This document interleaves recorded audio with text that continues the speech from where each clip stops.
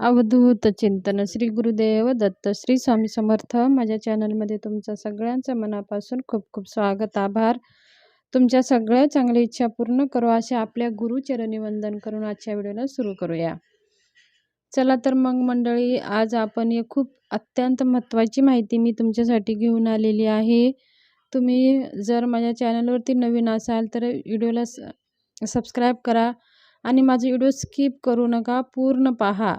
तुमच्या जीवनामध्ये कोणत्याही समस्या असेल, अनेक समस्या असेल, तुमच्या जीवनामध्ये खूप दुःख आहे, तुम्हाला खूप काळजी वाटते, तुम्हाला खूप भीती वाटते, खूप भविष्याची चिंता वाटते, अशा वेळेस बघा तुम्ही स्वामी समर्थ सेवा आणि स्वामी समर्थांचे उपाय करायला सुरुवात करा. तुमच्या जीवनामधल्या हळूहळू समस्या सगळे निघून जाईल. दुःख, भीती, चिंता, काळजी ह्याच्यापासून तुम्हाला मुक्ती मिळेल.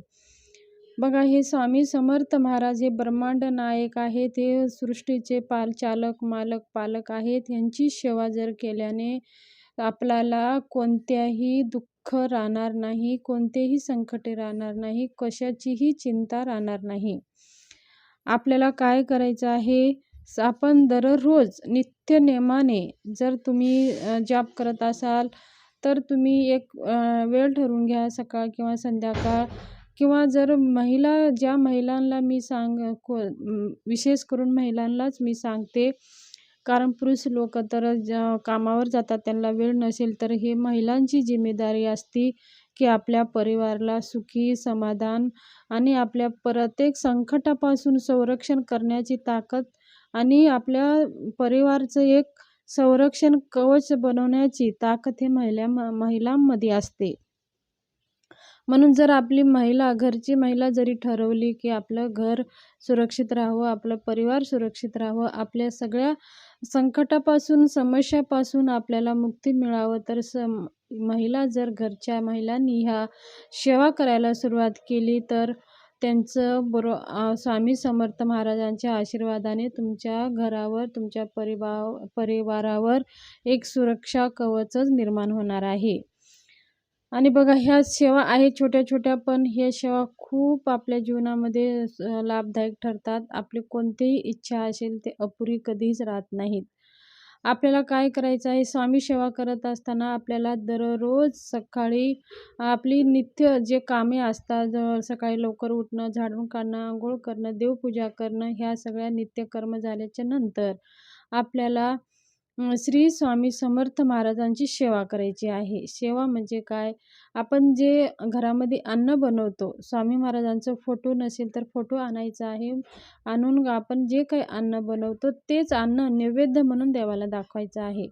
दाखवून झाल्याच्या नंतर आपल्याला गायत्री मंत्राची 1 माळ, श्री स्वामी समर्थ सारामृतांचे 11 माळी आणि श्री स्वामी समर्थ सारामृत ग्रंथाचे 3 अध्याय हे आपल्याला नित्य जीवनामध्ये ठेवायचं आहे.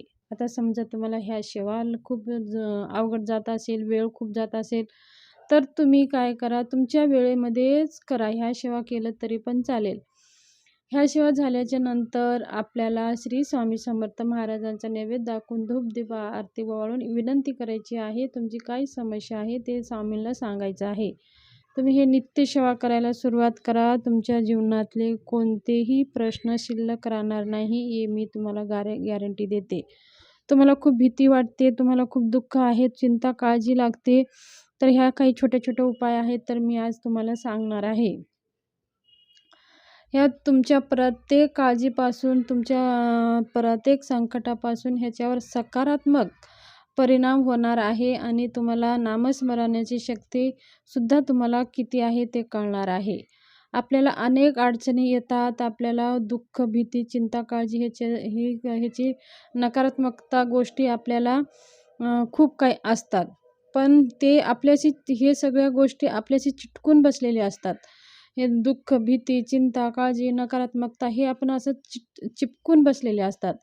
काही असे वेळ अडचणीत लवकर निरसन होत नाही. लवकर काही अडचणी येतात तर त्याच्या अडचणीमधून आपल्याला बाहेर निघण्याची मार्गच भेटत नाही. अशा वेळी सकारात्मक होऊन नामस्मरण जर आपण केले तर त्याचा अनुभव तुम्हाला येतो म्हणजे येतोच. श्री स्वामी समर्थांचं जप आणि सेवा केल्याने लाभ तर मिळतेच आणि प्रत्येक सेवेकऱ्यांना हे अनुभव आलेलाच आहे.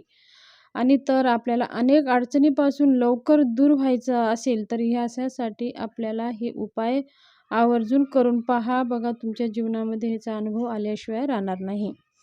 दररोज घरात श्रीसूक्त पाठन केल्याने आपल्या घरामध्ये धनधान्याची कमतरता कधीच भासत नाही.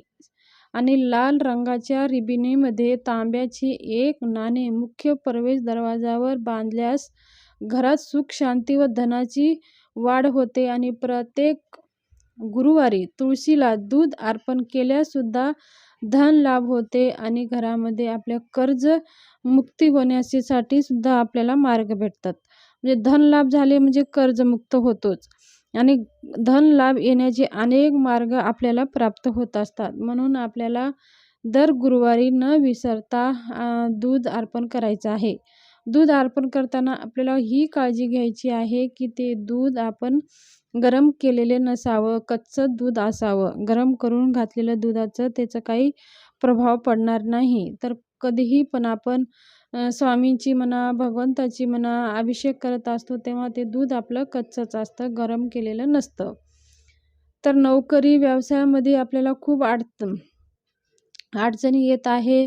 तर गुरुचरित्राचा 10वा अध्याय आपण दररोज वाचावा. गुरुचरित्रामधला 10वा अध्याय म्हणजे दररोज आपण मोठी गुरुचरित्र ग्रंथाला हात लावायचा नाही. फक्त त्याच्यातलं छोटीशी आपल्याला एक पुस्तक भेटते. ती पुस्तकामधला छोटी पुस्तक आपल्याला वाचायचं आहे 10वा अध्याय. आणि कोर्ट कचेरी यांचा फेरा बऱ्याच वेळा आपल्याला खूप त्रास होत असतो ह्यांच्यामुळे. म्हणून आपण बऱ्याच वेळा त्रासदायक ह्यांना काही ना ते असतो. तर अशा वेळी नवनाथ ग्रंथाचा 3रा व श्री गुरुचरित्राचा 14वा अध्याय हे रोज वाचावा. असे केल्याने सुद्धा आपल्याला कोर्ट कचेरीपासून मुक्तता प्राप्त होते. ज्या घरात एक तरी भक्तिवान व नामस्मरण करणारी व्यक्ती जर असेल तर त्या घरातील सर्व कुटुंबाची केवळ त्यांच्यामुळेच तरून जातात व ती व्यक्ती गेली की ते वास्तुदोष किंवा इतर अडचणीमुळे होणारे त्रास वाढून कुटुंबात सतत संकटासमोर जावे लागते. मग शक्य असल्यास श्री स्वामी समर्थ जप किंवा तारक मंत्र नियमित बोलावा. असे केल्याने सुद्धा हे रेकॉर्ड सुरू ठेवावा. म्हणजे असं केल्याने आपल्याला आपल्या प्रत्येक संकटापासून आपल्याला मुक्ती भेटते. तसेच स्वयंपाक करतेवेळी सुद्धा आपण महत्त्वाच्या कामावेळी सतत नामस्मरण करत असतो. मनुष्य आचार करण्यासाठी उच्चार करतो आणि उच्चार करण्यासाठी विचार करतो. म्हणूनच तो मानवी प्रगतीस खरा कारणीभूत होतो. विचार हा सुविचार होण्यास ध्यान चिंतनाची आवश्यकता फार असते. म्हणूनच ध्यानधारणा मनन चिंतन याला फार महत्त्व आहे. म्हणून स्वयंपाक करत असताना अनेक वेळा आपण कामाचा ताणतणाव वाढल्यामुळे किंवा इतर अडचणीमुळे आपण रात्री शांत झोप लागत नाही. अशा वेळी आपल्या इष्टदेवाची किंवा श्री स्वामी समर्थ महाराजांचे नामस्मरण केल्याने आपल्याला झोप लवकर लागण्यास मदत होते. तसेच यासोबत ज्ञानेश्वरी या ग्रंथातील 12व्या अध्यायातील पहिल्या 16 ओव्या वाचाव्यात. म्हणजे शांत झोप लागेल. हे सुद्धा अनुभव करण्यासारखाच आहे. तुम्ही ह्याचे अनुभव करून पहा. हे छोटे छोटे उपाय आहेत पण हे तुमच्या जीवनामध्ये खूप सकारात्मक ह्याचे परिणाम तुम्हाला येणार आहेत.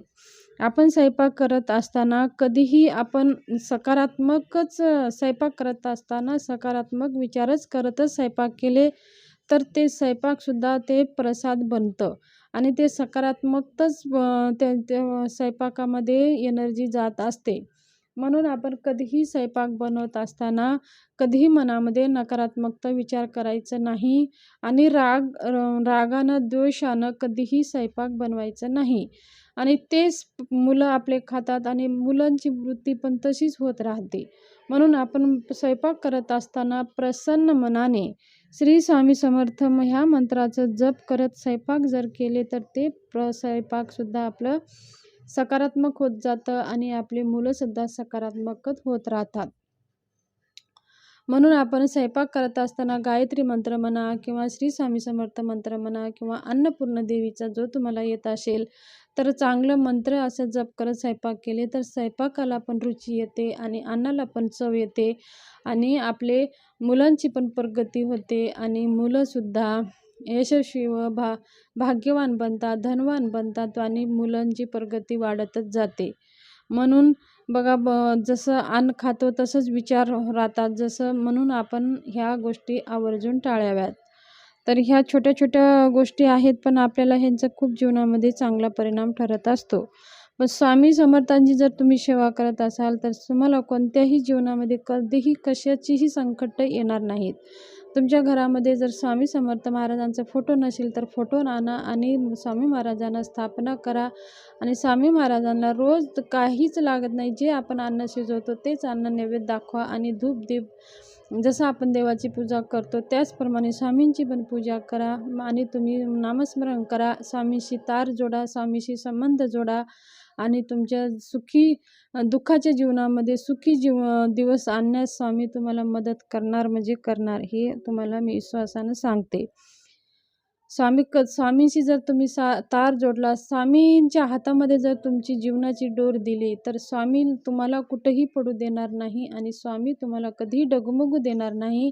फक्त ही तुमच्यावर जिम्मेदारी आहे की स्वामींच्या हातामध्ये तुमची डोर द्यायची आहे आणि स्वामी महाराजांशी संबंध जोडायचा आहे. दुःख बघा लगेच तुम्ही स्वामी सेवा करायला गेला लगेच तुमचे प्रश्न सुटतात असं पण नाही.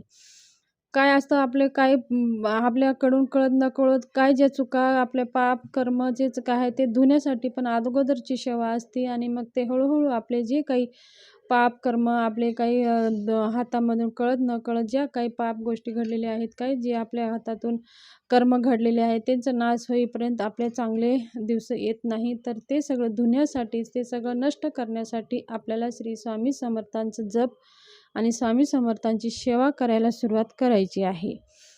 हे असं तुम्ही करा, जीवनामध्ये तुमच्या खूप काही बदल होईल. स्वामी तुमच्या सगळ्या इच्छा पूर्ण करतील आणि तुम्ही स्वामी सेवा करत असाल तर तुमच्या दुःख जर आले तर खचून जाऊ नका, तुम्ही पण स्वामी सेवा सोडू नका.